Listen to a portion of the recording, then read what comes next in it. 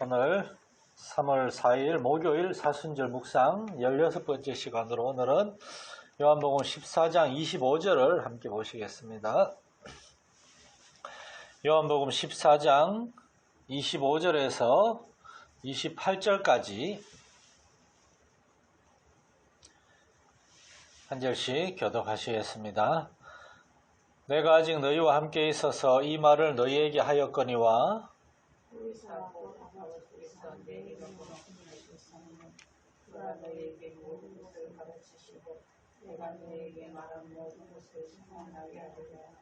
평안을 너희에게 끼치노니 곧 나의 평안을 너희에게 주노라.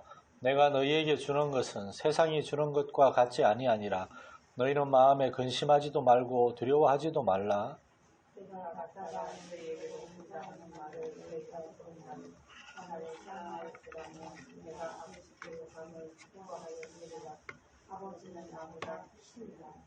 아멘. 우리가 며칠 전에 성령님에 대해서 성령님 어떤 분이신가에 대해서 쭉 봤는데 오늘 본문에서는 성령님이 하시는 일에 대해서 예수님이 아주 구체적으로 아주 간결하게 말씀하고 계십니다. 26절에 보혜사 곧 아버지께서 내 이름으로 보내실 성령 그가 너희에게 모든 것을 가르치고 너희에게 말한 모든 것을 생각나게 하시리라. 무슨 말인가 하면은 성령님이 오셔서 하시는 일은 다른 것이 아니라 예수님이 이 땅에서 계속 가르치신 것들 그것들을 다시금 가르치시고 또한 그것들을 생각나게 하시는 것. 이게 바로 성령님이 하시는 일입니다. 성령님은 어떤 다른 특별한 일을 하시는 것이 아니라 이 땅에 계셨던 첫 번째 보혜사이신 예수님이 행하셨던 일들, 바로 제자들을 가르치시고 제자들에게 본을 보이시고 그러한 예수님의 가르침과 예수님의 사역을 통하여 제자들로 하여금 하나님이 어떤 분이신가? 왠가 하면은 하나님이 하시는 일이 바로 예수님 안에 다 나타나 있거든요. 예수님이 이 땅에 오셔가지고 행하신 모든 일들, 그가 사람들을 어떻게 대하시고 그들을 어떻게 사랑하시고 그들을 어떻게 가르치시고 그들을 어떻게 또한 도와주고 섬겼는가 하는 일들, 이게 바로 하나님이 하시는 일인데 또 다른 보혜사, 그러니까 두 번째 보혜사, 사실은 최종적인 보혜사, 성령님 이후에 또 다른 보혜사는 없습니다. 오늘날 저 엉터리 이단에서 자기가 또 다른 보혜사라고 우기는 다 엉터리 거짓말입니다. 다른 보혜사는 한 분 성령님밖에 없습니다. 성령님이 하시는 일은 어떤 새로운 계시, 새로운 말씀, 하나님께 받은 새로운 가르침을 주는 것이 아니라 예수님이 가르치시고 예수님이 말씀하신 것들을 생각나게 하시는 겁니다. 우리는 예수님한테 직접 배운 게 아닙니다. 제자들하고 달리. 우리는 어떻게 예수님이 가르치시고 행하신 걸 알 수가 있습니까?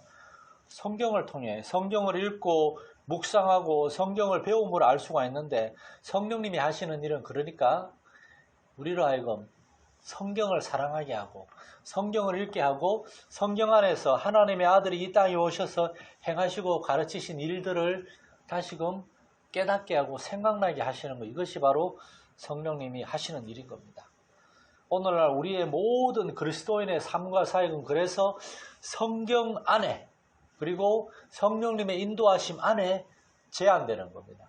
성경 바깥에 있는 어떤 새로운 계시나 새로운 메시지나 어떤 새로운 어떤 일들에 대해서는 우리는 사실은 조심해야 되는데 사실 제 개인적으로는 철저하게 그것은 받아들이지 않아야 된다. 이것이 저의 생각입니다. 새로운 성령의 은사 그러면서 자꾸 이상한 말과 이상한 행동 그런 것들은 성경적이지 않다는 것입니다. 성령님도 스스로를 예수님이 가르치시고 예수님이 말한 모든 것을 생각나게 하시는 것, 그 안에 제안하셨습니다. 성령님이 오신다고 우리가 어떤 새로운 일을 하는 게 아닙니다. 예수님이 행하셨던 일들을 우리가 따라 생활할 수 있고 예수님 안에 거하는 겁니다. 그리고 또한 성령님이 오셔서 행하시는 두 번째 일은 예수 안에 있는 평안. 27절에 보면 평안을 너희에게 끼쳐내니 곧 나의 평안을 너희에게 주노라. 예수님이 주시는 평안, 이것이 그냥 말로만이 아니라 실제로 우리 안에 충만히 임하도록 하는 것, 이게 성령님이 하시는 겁니다.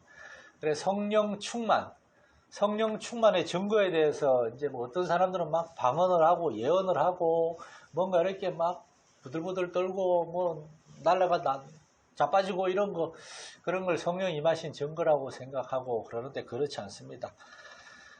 경건한 우리 믿음의 사람들이나 우리 훌륭한 목사님들의 증언에 하면은 성령 충만의 가장 큰 증거는 참 사랑이라 그랬어요. 하나님의 사랑에 대한 온전한 깨달음 때문에 그 참 사랑이 우리에게 생겨나고 깨달아짐으로 말미암아 우리 안에 정말 평안함이 생기는 것, 이게 성령 충만의 증거라 그랬습니다. 우리 사순절 기간에 우리 성도들 모든 사람들이 참으로 성령님을 의지하면서 하나님의 말씀에 다시금 창념함으로 말미암아 예수님을 더 깊이 묵상하게 되고 깨닫게 되고 동시에 하나님이 주시는 참 사랑을 깨닫게 되므로 이 주님이 약속하신 세상이 주는 것과 같지 않은 우리가 근심하지도 않고 두려워하지 않을 수도 있는 참된 평안, 우리 성도들 가운데 어렵고 힘든 가운데 있는 분들도 많이 있습니다. 그럼에도 불구하고 하나님 우리에게 주신 약속, 구원과 영원한 생명의 말씀, 그리고 그것을 보증하시는 우리 성령님의 역사하심을 통하여서 우리가 이런 참 평안을 경험할 수 있는 그런 우리 성도들 될 수 있기를 소망합니다. 하나님 아버지, 참으로 예수님이 우리에게 분명히 약속하신 성령님을 의지하고 성령을 인정하고 성령님께 순종함으로 하나님의 말씀을 더 깊이 깨닫게 되고 그 말씀에 순종할 수 있는 힘과 능력도 얻게 되고 주님이 약속하신 참 평안을 얻게 되는 우리 성도들의 삶이 되게 하여 주옵소서.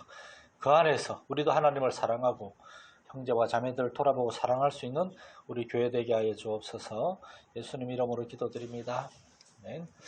아침에 우리 김영애 권사님과 우리 교회 성도들, 가정의 환우들 건강 회복을 위해서 계속 기도하고, 두 번째로 우리 사순절 기간에 모든 성도들이 성령 안에서 말씀에 더 깊이 창념하고 성령이 주시는 깨달음과 확신, 평안함을 얻게 되도록 함께 기도하고, 세 번째로 이제 이번 3월 9일, 이번 3월 첫째 주일부터 교회학교 학생의 예배가 시작됩니다. 쉽지 않은 가운데 결정했는데 우리 아이들과 선생님들 가운데 하나님께서 은혜로 함께 해달라고 함께 기도해 주시기를 부탁드립니다.